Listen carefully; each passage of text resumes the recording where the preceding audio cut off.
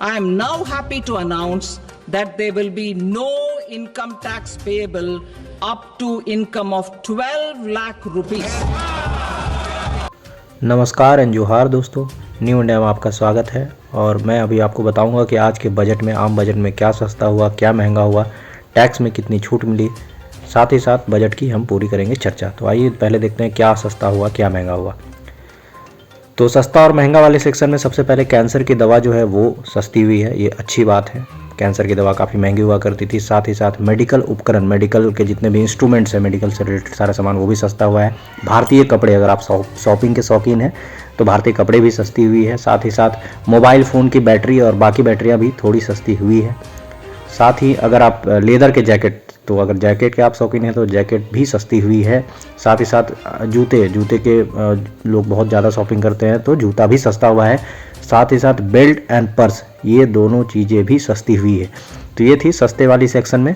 महंगाई वाले में कुछ वैसी खास है नहीं, और इस बार की बजट काफ़ी अच्छी रही है और टैक्स में काफ़ी अच्छी खासी जो है वो छूट मिली है। तो 12 लाख तक की कमाई करने वाले पे कोई टैक्स नहीं है। 12 से 16 लाख की कमाई करने वाले पे 15% की टैक्स है।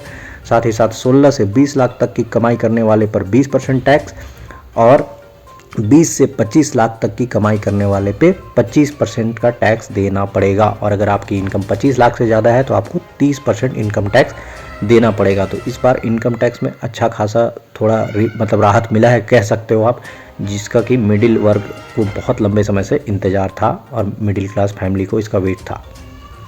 ये न्यू टैक्स रेजिमे है 2025 एंड 26 के लिए, तो आप ये स्क्रीन को पॉज करके भी देख सकते हैं। बाकी बजट में मैं आपको बता रहा हूँ क्या खास था इस बार। भारत को खिलौना का जो हब बनाया जाएगा, साथ ही साथ स्टार्टअप के लिए 10 करोड़ तक की लोन की सुविधा मिलेगी अगर कोई भी स्टार्टअप कंपनी खोलने की बात कर रहा है तो। मेडिकल में 10,000 सीटें बढ़ेंगी, जितने भी मेडिकल कॉलेजेस हैं उनमें 10,000 सीटें बढ़ाने की जो बात की जा रही है। साथ ही IIT पटना का विस्तार किया जाएगा, ये अच्छी खबर है बिहार वालों के लिए। शिक्षा को AI से जोड़ा जाएगा, जो कि सबसे महत्वपूर्ण खबर है, महत्वपूर्ण बजट है। और राज्यों को अतिरिक्त कर्ज भी दिया जाएगा, जो पहले की कम दिया जा रहा था उसको बढ़ा करके कर्ज को अतिरिक्त कर दिया गया है। फ्लाइट जो है उसमें से 120 नए रूट जोड़े जाएंगे, तो छोटे छोटे शहरों को भी फ्लाइट से जोड़ने की बात की जा रही है। साथ ही साथ प्राइवेट सेक्टर में जो है PM गति शक्ति स्कीम वो लागू की जा रही है। तो अगर बजट की मैं बात करूँ, कुल मिलाकर मुझे तो ये बहुत अच्छा लगा। आपको कैसा लगा ये कमेंट सेक्शन में ज़रूर बताइएगा, कमेंट करके ज़रूर बताइए।